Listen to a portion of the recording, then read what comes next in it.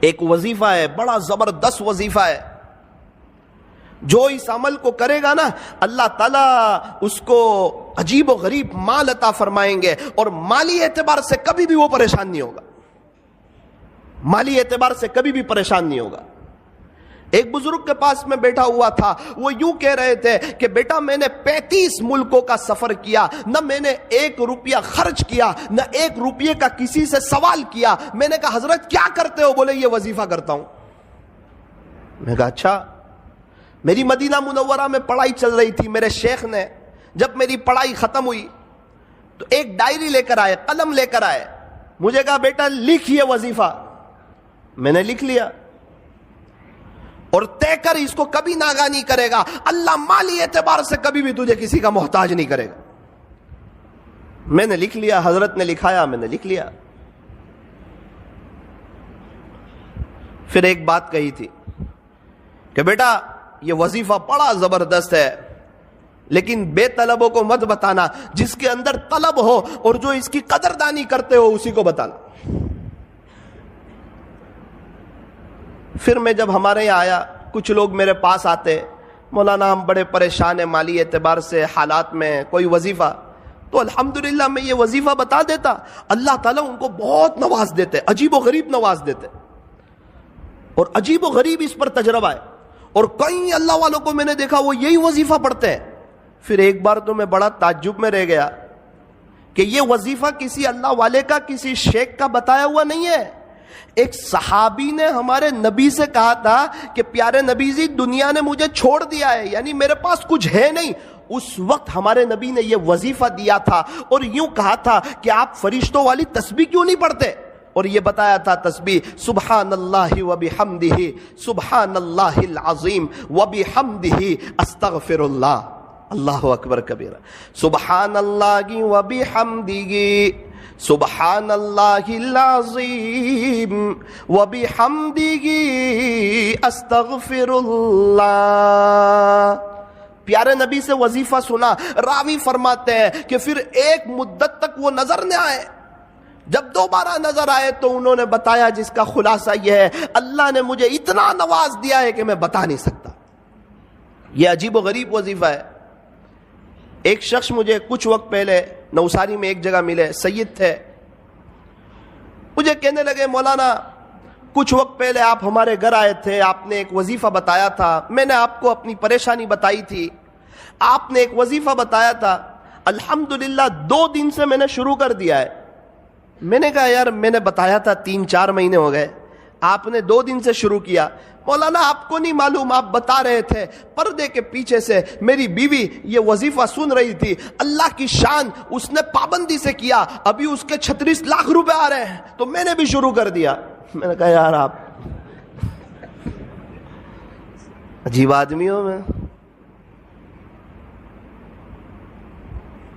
میں نے کہا 36 لاکھ روپے کہاں سے آ رہے ہیں؟ کہا وہ وارثے کے آ رہے ہیں۔ تو میں نے کہا ابا کو مارنے کی نیت سے تو نہیں پڑھا تھا یہ وظیفہ؟ بولے نہیں، ان کے ابو کا تو بہت پہلے یہ انتقال ہو گیا تھا، لیکن مولانا زمین کا اتنا خطرناک مسئلہ تھا کہ یہ کبھی بھی حل ہونے کا نام لیتا نہیں تھا، اور ہم لوگ بھی نا امید ہو چکے تھے کہ اب یہ مسئلہ جو ہے یہ کبھی بھی حل ہو سکتا نہیں ہے، لیکن میری بیوی نے یقین سے پڑھنا شروع کیا، اللہ کی شان مسئلہ حل ہوا، اس کے 36 لاکھ روپے آ رہے، اور اللہ کا شکر ہے 2 دن سے میں نے بھی شروع کر دیا ہے۔ ہمارے نوساری میں ایک بڑے مالدار شخص، ان کے پاس میں بیٹھا ہوا تھا، تو شیخ سے وہ بھی محبت کرتے تھے، مدینہ منورہ کے شیخ سے، تو میں نے ان کو یہ وظیفہ بتا دیا۔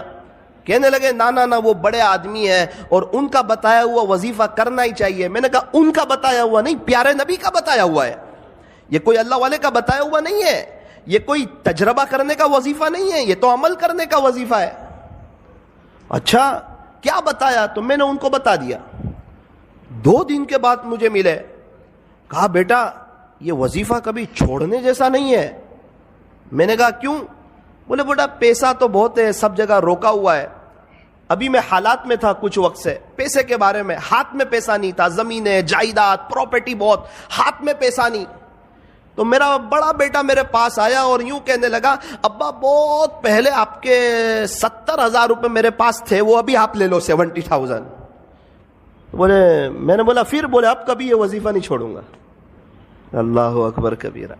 اور شیخ خود فرماتے تھے میں نے جس کو بھی بتایا، جس نے بھی یقین سے پڑھا بیٹا آج سب کروڑ پتی ہے، اور جس نے بغیر یقین کے پڑھا وہ جہاں تھے آج وہاں کے وہیں ہیں۔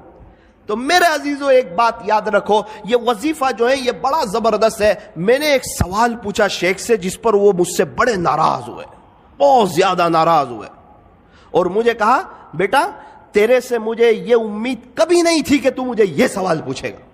میں نے کہا شیخ یہ جو وظیفہ پڑھیں گے 100 مرتبہ تو صرف رزق میں برکت ہی ہوگی یا ثواب بھی ملے گا؟ تو بہت ناراض ہو گئے۔ ایک مثال سے سمجھایا مجھے کہ 400 روپے کلو کی چائے ہو اور اس پر 50 روپے کی ڈول کی آفر ہو تو تجھے صرف ڈول ملے گی یا چائے بھی ملے گی؟ میں نے بولا وہ تو چائے ملے گی، ڈول فری میں آ رہی۔ بیٹا اسی طرح جب تو یہ اللہ کا نام لے گا، اللہ کی پاکی بیان کرے گا، اللہ کی حمد بیان کرے گا، صبح صبح اللہ سے معافی مانگے گا، اس کا ثواب تو ملے گا۔ یہ تو صرف اسکیم ہے کہ اللہ اس میں رزق میں اضافہ فرمائے۔ اللہ اکبر کبیر۔ تو آپ کو بھی یہ وظیفہ یہ عاجز بتاتا ہے، طے کرو انشاءاللہ، پابندی سے پڑھیں گے انشاءاللہ، بہت فائدہ ہوگا انشاءاللہ۔ رزق میں صرف پیسہ نہیں آتا، رزق میں بیوی بھی شامل ہے، بچے بھی شامل ہے، رزق میں بہت سی چیزیں شامل ہے۔ اللہ تعالی ہمارے رزق میں برکتیں عطا فرمائیں گے۔ سبحان اللہ و بحمدہ، سبحان اللہ العظیم و بحمدہ، استغفر اللہ۔ پھر شیخ نے کہا بیٹا لیکن اس کا ایک وقت ہے، اسی وقت پڑھ سکتے ہیں، آپ اس کے علاوہ پڑھو گے تو وہ اثر نہیں کرے گا، وہ بات نہیں بنے گی۔ میں نے بولا اچھا اس کا وقت کون سا ہے؟ مجھے کہنے لگے بیٹا فجر کی سنت اور فرض نماز کے درمیان اس کو 100 مرتبہ پڑھنا ہے۔ فجر کی سنت اور فرض نماز کے درمیان اس کو 100 مرتبہ پڑھنا ہے۔ میں نے کہا حضرت اگر اس وقت کوئی نہ پڑھ سکے تو مجھے تعجب سے دیکھنے لگے کہ اس کا اپنا ہی مسئلہ لگ رہا ہے۔